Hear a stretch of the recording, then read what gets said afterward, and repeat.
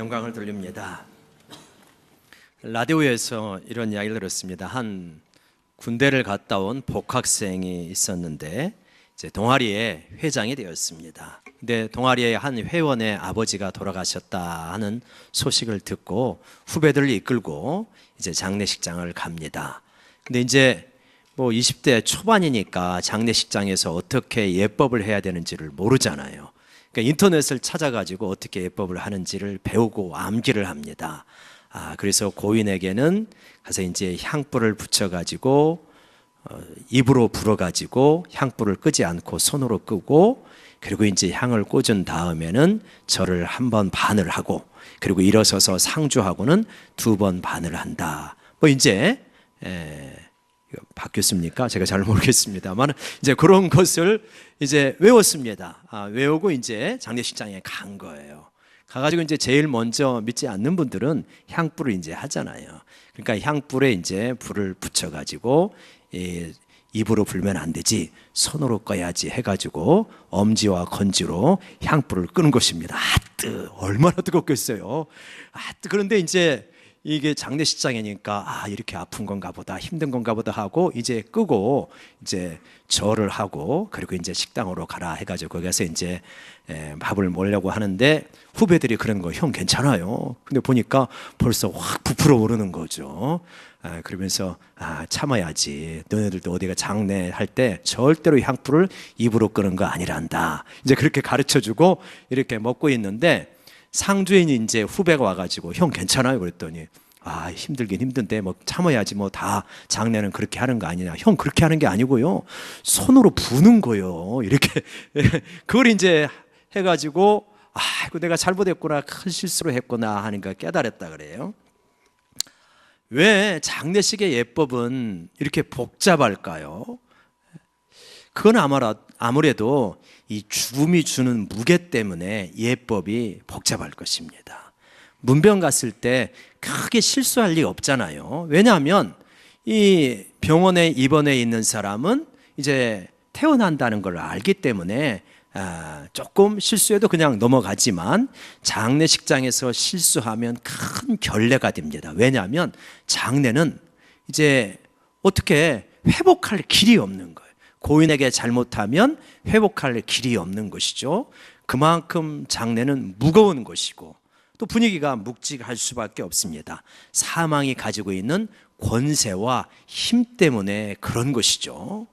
오늘 말씀도 그렇게 말합니다. 사망은 승리하고 사망은 그 권세가 대단하다고 말합니다. 여러분, 우리 55절 한번 같이 읽어볼까요? 시작. 사망아, 너의 승리가 어디 있느냐? 사망아, 내가 쏘는 것이 어디 있느냐? 사망은 지금까지 다 승리를 거두었다는 거예요. 그런데 너의 승리가 지금 어디 있느냐고 묻는 것입니다. 지난 3월 14일에 세계적인 과학자 스티븐 호킹이 사망했습니다. 그런 이제 말하기를 뭐라고 그랬냐면, 이제 지구가 인류를 더 이상 지켜줄 수 없을 것 같다. 이제 환경은 너무나 극심하게 오염되고 소행성이 언제 날아와서 충돌할지 모르고, 그리고 아마 머지않아 AI, 인공지능이 인간을 반역할 것이다. 그러니까 지구에 있는 인류요, 이제 100년 안에 이주할 준비를 하고 찾아야 된다. 이렇게 간곡하게 부탁을 했던 사람입니다. 스티븐 호킹이 루게릭병이잖아요. 그래갖고 의자에 저렇게 휠체어에 평생 앉아가지고 소통을 하고, 소통도 제대로 못해가지고 특별한 방법으로 소통을 하시잖아요. 이제 그랬던 그러한 스티븐 호킹, 뭐 천재적인 과학자요, 저런 가운데서도 놀라운 과학적 업적을 이루었던 스티븐 호킹도 죽음 앞에서는 어떻게 할 수가 없는 거예요. 굴복할 수밖에 없는 거예요. 그런가 하면 2011년에 인류의 문화를 바꿨다고 평가하는 스티븐 잡스, 애플사를 창시했던 스티븐 잡스도 췌장암에 굴복하여서 그 뛰어난 사람이 50대 중반의 나이로 죽고 말았습니다. 바야흐로 프로야구의 계절이 오지 않았습니까? 프로야구의 불세출의 스타는 누구입니까? 최동원입니다. 코리안 시리즈에서 4승을 거두었던, 아마 그런 인물은 앞으로 나오기 어려울 거예요. 그렇게 강한 체력을 자랑했고 철환이라고 불렸던 최동원 선수도 암으로 결국은 2011년인가요? 그렇게 죽고 말았습니다. 이런 걸 보면 아무리 건강하든 그렇지 않든 다 사망 앞에 패배하는구나. 부유하든 가난하든 똑똑하든 그렇지 않든 성공하였든 실패하였든 젊든 나이가 들었든 어린아이든 상관없이 사망 앞에 굴복할 수밖에 없구나. 사망은 백전백승입니다. 만전만승이에요. 사망 앞에 누가 이기겠습니까? 이게 사망의 승리입니다. 그런데요, 사망은 그 정도가 아니라는 거예요. 사망이 쏘는 것이 있다는 거예요. 쏘는 것은 독침입니다. 벌에만 물려도 그 독성이 강해가지고 고생을 하지 않습니까? 근데 사망의 독침이 있어갖고 이 사망이 한번 물리면은 너무 고통스럽다는 거예요. 드라마나 영화에서는 사람이 죽어갈 때 평안하게 죽는 장면도 있잖아요. 할 말 다 하고 이별을 고하고 그러면서 평안하게 가족들의 슬픔 가운데서 죽지만 실제로는 그렇지 않은 경우들이 대부분이라고 그래요. 우리가 한번 아파가지고 죽을 것처럼 아프면 얼마나 힘겹습니까, 여러분? 어느 날 심장이 우리를 공격하면요, 그래가지고 가슴이 답답하고 조이면서 식은땀이 나면서 이러면서 내가 죽어가는구나 라고 하는 체험을 한 분들이 아마 여러분 계실 겁니다. 너무 두려운 거예요. 그 육체적인 고통이 너무 두려운 겁니다. 우리 암에 투병을 했던 분들의 이야기를 듣습니다. 그분들이 투병하면서 누워있으면요, 어떡하냐면 정말 땅이 시커먼 이불을 벌리면서 확 벌어지는 것 같은, 그러면서 땅속 깊은 곳으로 들어가는 것 같은, 그래서 왜 음부라고 말했는가 하는 것이 직관적으로 깨달아진다 그래요. 완전히 땅속으로 들어가는 것 같은, 그게 사망의 독침이에요. 사망에 쏘는 거예요. 이런 거를 한 번도 경험해 보지 못한 사람은 이 사망이 얼마나 무서운지를 말하기가 어려워요. 죽음 근처에 좀 가본 사람은 사망이 정말 무서운 거구나. 내가 이 죽음 근처에서 보니까 인생을 살았던 여러 가지 것들이 참 헛된 것 추구하면서 살았구나 하는 것을 직관적으로 알게 돼요. 왜냐하면 사망 앞에서는 인생의 진실이 적나라하게 확 펼쳐지거든요. 그렇구나. 내가 정말 제대로 살아야 되겠구나. 헛된 것 추구하며 살아가면 안 되겠구나. 이런 거를 깨닫게 되어지는 거죠. 이게 사망의 독침인데, 사망의 독침이 그것만 있는 게 아니라 육체적인 아픔만 있는 게 아니라 마음의 아픔, 감정의 아픔, 정서의 아픔이 있어요. 정말 사랑하는 가족하고 이제 헤어지는구나, 다시는 저 얼굴을 보지 못하는구나 하는 것이 느껴지는 거예요. 다가오는 거예요. 얼마나 외롭고 두렵고 힘겨운 것인지. 이게 사망의 독침입니다. 사망에 쏘는 것이 이렇게 무서운 거예요. 그래서 여러분, 이 사망이 얼마나 강력한 것인지 모릅니다. 사망은 누구에게나 승리를 거두고요, 그 승리가 너무나 강력해서 사망 앞에 패하는 모든 인류는 벌벌벌 떨고 힘겨워하고 아파하면서 죽을 수밖에 없는 것입니다. 그럴 때 우리는 질문하게 되는 거예요. 도대체 누가 이 사망에게 이러한 대단한 권세, 사망의 승리를 주었고 사망의 독침을 주었느냐? 너 사망아, 도대체 너의 정체가 무엇이냐? 질문을 할 수밖에 없는 거예요. 사망의 정체는, 사망의 본질은 도대체 뭐냐는 거예요. 죽음 너는 무엇이기에 우리 모두를 이렇게 아프게 하느냐는 거예요. 너를 극복할 수 있는 길이 왜 없냐는 거예요. 그러지 않습니까? 사망을 이길 수 있는 사람이 없습니다. 근데 56절에 사망의 정체와 본질이 그 위세가 드러나게 되어집니다. 56절 같이 읽어볼까요? 시작. 사망에 쏘는 것은 죄요, 죄의 권능은 율법이라. 사망에 쏘는 것, 사망의 독침, 사망의 위세가 어디서 나왔다는 것입니까? 죄로부터 나왔다는 거예요. 그냥 나이 들어서 죽는 게 아니고, 질병으로 죽는 게 아니고, 사고로 죽는 게 아니고, 이 자연재해로 죽는 게 아니라는 거예요. 근본적으로는 뭐 때문에 사람들이 사망에게 굴복한다는 거예요? 죄 때문에. 성경은 분명하게 선언하고 있는, 모든 사람이 죄를 지었음에 하나님이 원하시고 주시고자 했던 영광에 미치지 못한다. 죄의 싹은 사망이다. 죄인으로서 죄를 짓다가 사망이라고 하는 대가를 지불하게 되는 것이 모든 죄인들의 운명이라는 거예요. 피할 수 있는 사람이 아무도 없다는 것입니다. 다른 말로 말하면 죄가 없으면 사망도 없다는 거예요. 그러면 어떤 분들은 즉각적으로 반문할 것입니다. 목사님, 그러면 태어나서 죄가 무엇인지도 알지도 못하고 죽은 1살짜리 혹은 태어난 지 하루 이틀 만에 죽은 신생아는 무슨 죄 때문에 죽었습니까? 이렇게 반문할 수 있습니다. 우리가 볼 때는 그 아이가 무슨 죄를 구체적으로 지은 게 없죠. 근데 그 아이는 무엇입니까? 사람인 거예요. 인간인 거예요. 그 아이가 김씨 집안에 태어났으면 김씨 아이고, 이씨 집안에 태어났으면 이씨성을 가진 아이가 되는 거고, 한국에 태어났으면 한국의 아이고, 북한에서 태어났으면 북한의 아이인 거예요. 근데 근본적으로 이씨든 김씨든 남한이든 북한이든 다 거슬러 가면 누구시라는 겁니까? 아담씨라는 거예요.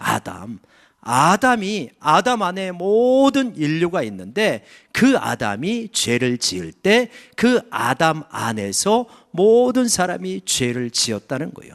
태어날 때 나는 이제 남한의 사람으로 태어나서 남한이 요구하는, 남한 정부가 요구하는 모든 의무를 다 했기 때문에 남한 주민이 되는 겁니까? 아니잖아요. 그냥 남한에서 태어나면 남한 주민이 되는 거예요.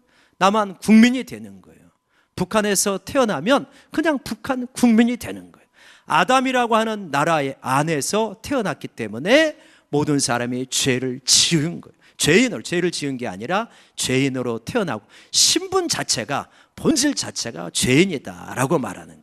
다만 그것이 어떤 겁니까? 죄 지을 시간이 없었던 것 뿐이에요. 시간이 지나고 아무리 천사 같은 아이라 할지라도 시간이 지나고 세월이 흘러가면 그 속에 있었던 죄의 씨앗들이 나타나게 됩니다.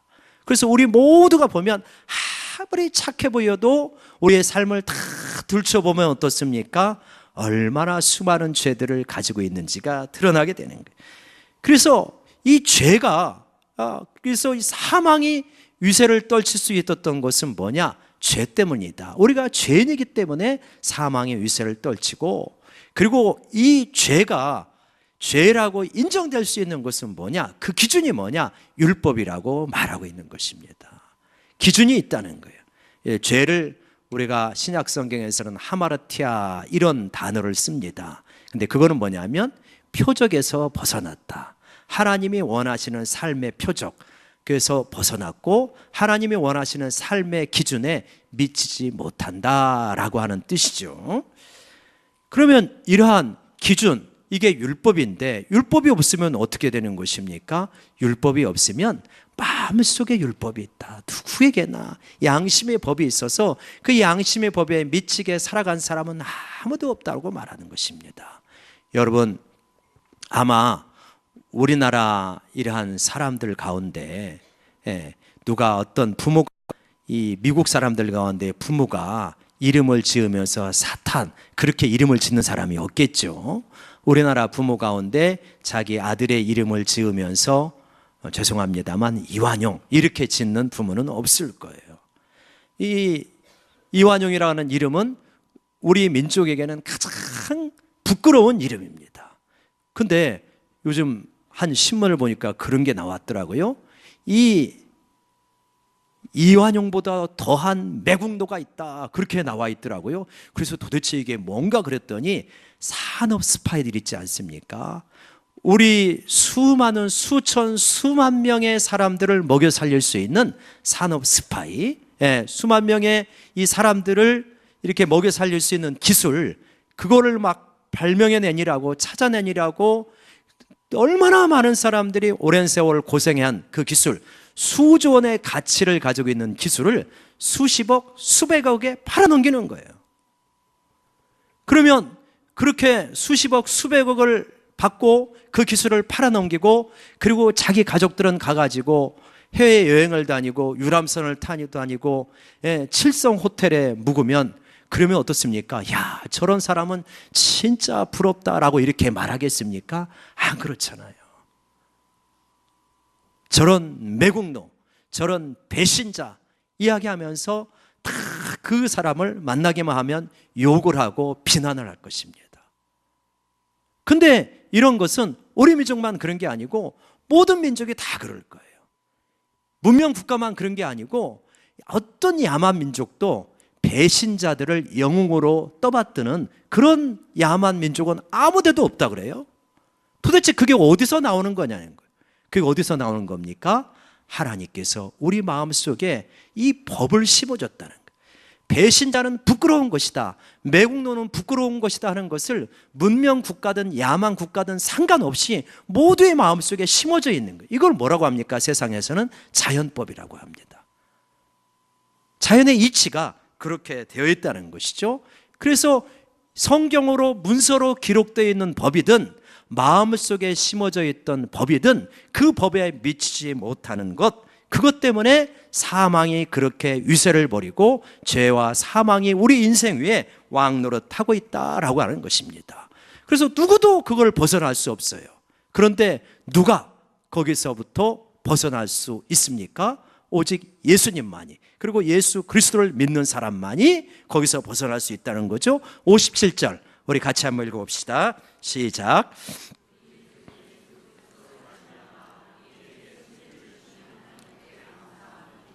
예, 우리 주 예수 그리스도로 말미암아 우리에게 죽음에 대해서 승리를 주시는 하나님께 감사하노니. 여러분, 예수님은 정말 문자 그대로 죽음에서 부활하셨다는 것을 믿는 줄로 믿습니다. 우리 모두 믿죠? 예수님께서 진짜 죽음에서 부활하셨어요. 교회 처음 나오신 분은 이게 뭔 소리야? 어떻게 죽음에서 살아나? 소생했겠지라고 생각할지 모릅니다. 소생은 뭐냐면 죽은 것 같았지만 기절했다가 가사 상태에 있다가 다시 살아나는 거예요. 근데 이 사람들은 어떻게 됩니까? 다시 죽어요. 예수님은 그런 게 아니고 완전히 죽으신 겁니다. 그리고 누구도 벗어난 적이 없는 그 죽음의 권세에서 완전히 살아나신 거예요. 그래서 예수님은 다시 죽을래야 이제는 죽으실 수가 없어요. 그리고 여러분, 놀라운 것은 예수님이 그러셨던 것처럼 우리는 육체적으로는 죽지만 다시 죽을래야 죽을 수 없는 놀라운 존재가 됐다는 것을 믿으시기 바랍니다. 우리 육체적으로 죽긴 죽어요, 우리도. 그렇지만 죽지 않아요. 예수님이 이런 말씀을 하셨어요. 나는 부활이요 생명이니 나를 믿는 자는 죽어도 살겠고 무릇 살아서 믿는 자는 영원히 죽지 아니하리니 이것을 네가 믿느냐. 살아서 예수님을 믿었어요. 근데 영원히 죽지 않는데요. 우리 죽잖아요. 근데 어떻게 영원히 죽지 않습니까? 죽어요. 이 땅의 육체적인 생명은 죽어요. 근데 영원히 안 죽어요. 이 땅의 육체적인 생명은 죽지만 우리의 영적 실체, 우리의 영혼은요, 이미 영원히 살고 있다는 것을 믿으시기 바랍니다. 하나님 앞에서 영원히 사는 거예요. 예수님이 소생한 게 아니고 부활하셨어요. 그래서 로마 정부가 야, 우리가 십자가에 매단 예수가 또다시 살아났다 한다. 이거 가짜로 잘못 죽인 것 같다. 진짜 죽이자 해가지고요, 로마의 모든 병정이 동원해가지고 예수를 붙잡으려고 해도 잡을 수가 없습니다. 3차원 법칙에 지배가 안 돼요. 잡은 것 같지만 감옥에서 쑥 나와버려요. 묶은 것 같지만 전혀 묶이지 않아요. 십자가에 다시 못 박을 수 있습니까? 아무런 의미가 없어요. 이제는 이 시간과 공간을 완전히 초월한 그러한 3차원의 공간과 시간을 초월한 그런 존재로 부활하신 거예요. 그 부활이 우리 부활이 되는 거예요. 예수님이 첫 열매가 되시고 우리도 그렇게 되는 거예요. 여러분, 옛날에는 이 심장병 수술이 없었잖아요. 심장이 아프면은 그냥 그것 때문에 아파하다가 결국 죽어가지 않습니까? 이제 그런 경우들이 있어요. 근데 여러분, 우리 이제 신문에나 이 텔레비전에 어느 날 그런 거 나오잖아요. 이 심장병 수술이 성공했다. 뭐 그러면 어떻게 됩니까? 한 사람이 성공하면요, 그 기술이 성공하게 되면 그 이후에 수천 명, 수만 명이 혜택을 입게 되어져요. 이게 첫 열매예요. 똑같은 거예요. 예수님이 부활하시면 그 첫 열매가 맺혀지면 예수 안에 있는 수십억의 인류들은 그 열매를 동일하게 얻게 된다는 걸 믿으시기 바랍니다. 엄청난 거예요. 그래서 우리는 죽음에서 다시 승리하게 되었던 것입니다. 그래서 죽음아, 너의 쏘는 것, 너의 승리가 어디 있느냐? 율법아, 너의 권세가 어디 있냐? 우리는 예수 안에서 너의 모든 권세, 너의 모든 쏘는 것으로부터 이제 해방이 되었다. 나는 너하고는 상관이 없는 존재가 되었다. 이게 지금 말씀하고 있는 거죠. 얼마나 대단한 것입니까? 여러분, 어느 날인가 여러분에게도 죽음이 정말 습격하는 것처럼 느껴질 때가 있을 것입니다. 우리는 피할 수 없죠. 이제 나이가 들어서 그러한 정말 죽음이 내 이 삶의 입구 가까이 왔구나, 그렇게 느낄 수도 있고요.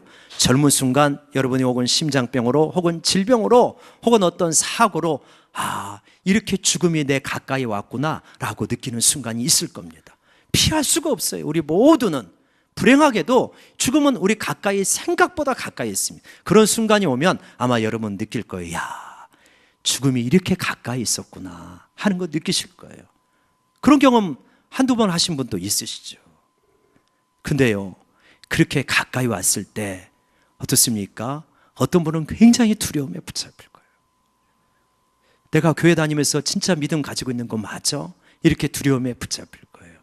어떤 분은요, 진짜 이 부활하신 주님을 붙잡고 그분과 동행하고 있으면 주님 앞에 갈 때가 된 것 같습니다. 좀 죄송합니다. 이 땅에서 주님 앞에서 좀 더 잘 살았어야 되는데 그렇지 못한 게 죄송해요. 좀 더 제대로 살 걸. 그렇긴 하지만 주님, 그래도 주님이 부르시면 저 주님 만나보고 싶어요. 그리고 저의 진정한 인생은, 저의 진정한 행복은 주님 앞에 있다는 것을 알고 거기에 가고 싶어요. 이렇게 고백할 수 있게 되리라 믿습니다. 여러분, 이 사람이 승리한 거요. 이 사람이 제대로 산 거요. 이 사람이 정말 두려움이 없이 산 거예요.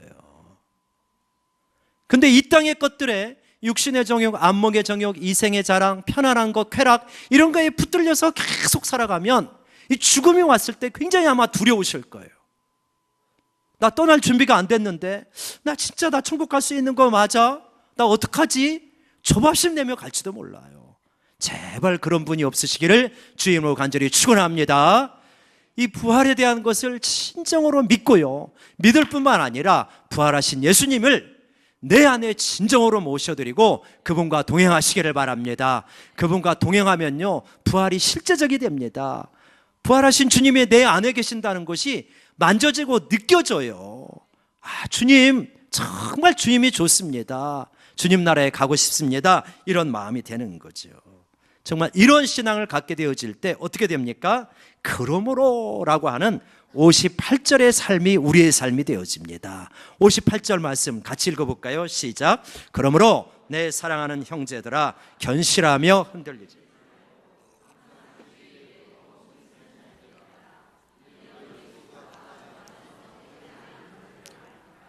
부활과 영생에 대한 확신을 가지고 있는 사람들은 견실하며 흔들리지 않을 수 있다는 거예요.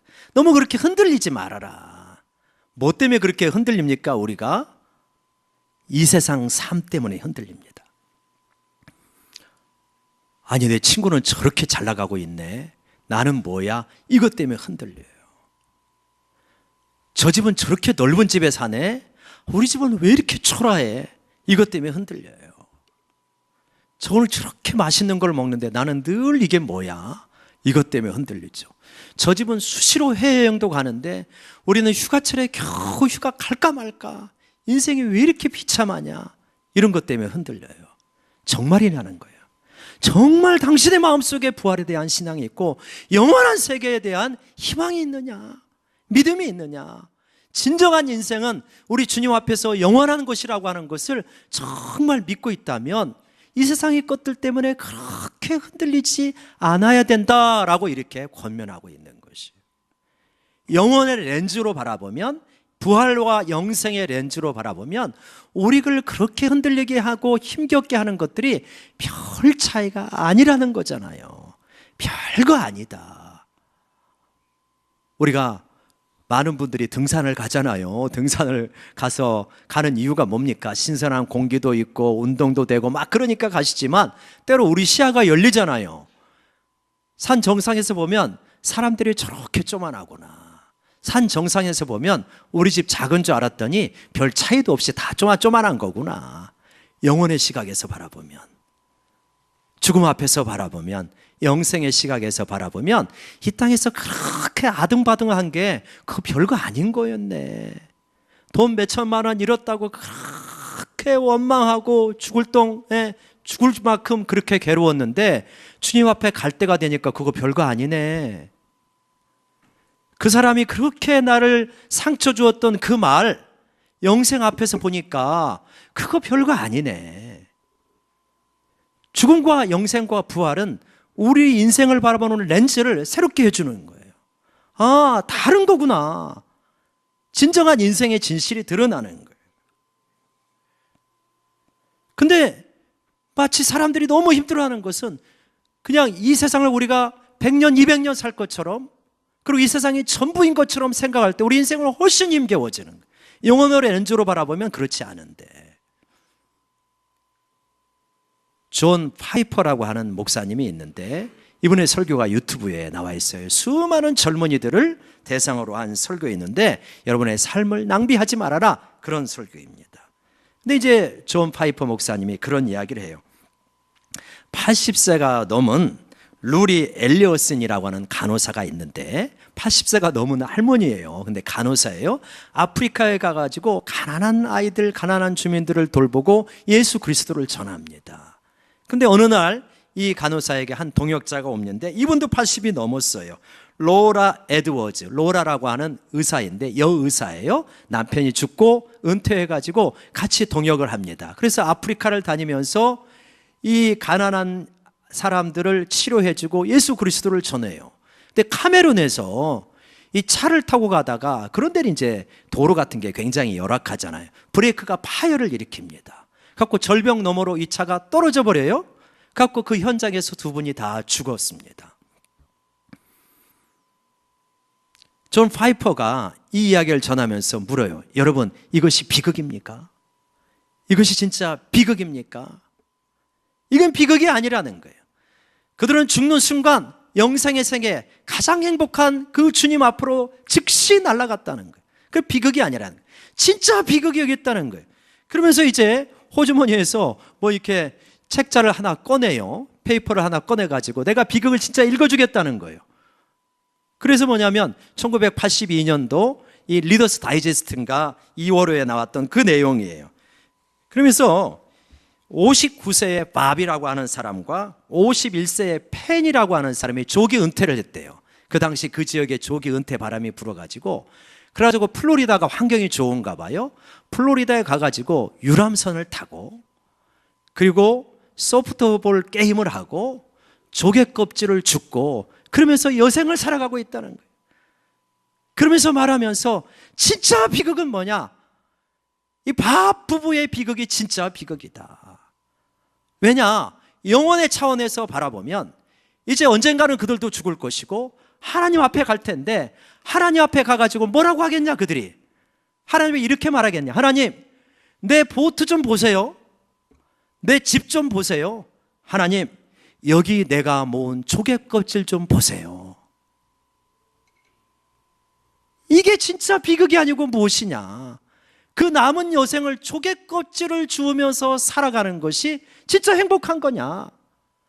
근데 수많은 미국의 청년들은 뭘 꿈꾸고 있냐? 바로 그와 같은 것을 꿈꾸고 있다. 아메리칸 드림.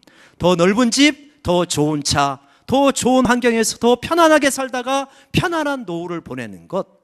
그것이 영혼의 차원에서 무슨 가치가 있길래 여러분 그런 걸 추구합니까? 그러면서 파이퍼는 뭐라고 그러냐면 아메리칸 드림을 추구하지 말라고 젊은이들에게 도전해요. 영원한 삶이라고 하는 시각에서, 영생이라고 하는 시각에서 여러분의 인생을 계획하라고 그렇게 존 파이퍼는 도전하는 그런 부분을 봅니다. 여러분, 우리는 결국은 다 죽잖아요. 젊어서 죽든 나이가 들어서 죽든 결국은 다 죽습니다. 그리고 우리 인생 전체를 가지고 이제 하나님 앞에 갈 거예요. 그때 어떤 사람들은 그럴 거예요. 하나님, 여기 제가 모은 조개 껍질 좀 보세요. 얼마나 인생이 초라합니까? 그러나 어떤 사람은 이렇게 말할 거예요. 하나님, 제가 드렸던 눈물을 보세요. 제가 섬겼던, 섬기면서 흘렸던 이 땀방울을 좀 봐주세요. 제가 헌신하여 세워졌던 저의 제자들, 구역 식구들, 저의 학생들 좀 봐주세요. 저의 영혼을 봐주세요. 그랬을 때 주님은 잘하였도다 착하고 충성된 종아, 이렇게 말씀하실 줄로 믿습니다. 영원한 삶 속에서 가치가 있는 게 있는 거예요. 주 안에서 하는 이 수고 있잖아요. 항상 주의 일에 더욱 힘쓰라 그래요. 이 수고는 절대로 무가치한 것이 아니다. 영원한 차원에서 가장 가치가 있는 것이다. 그러니까 조금 힘들다고 낙심하지 말고, 조금 오해받았다고 실망하지 말고, 조금 너를 덜 알아준다고 꽁하지 말고, 내가 다 보고 있고 영원한 차원에서 너의 삶을 보고 있으니 너는 그 삶 살아가면 된다. 주님이 이렇게 말씀하고 있는 줄로 믿습니다. 영생을 가지고 있다면 이 땅의 기준으로 우리 삶을 재단하면서 너무 힘겨워하지 않는 우리 모두가 되기를 원합니다. 영혼의 삶 속에서 정말 가치 있는 것을 추구하십시다. 노후를 편안하게 보내는 것이 잘못됐다는 거 아닙니다. 좀 여유 있게 보내는 것이 잘못됐다는 것도 아니에요.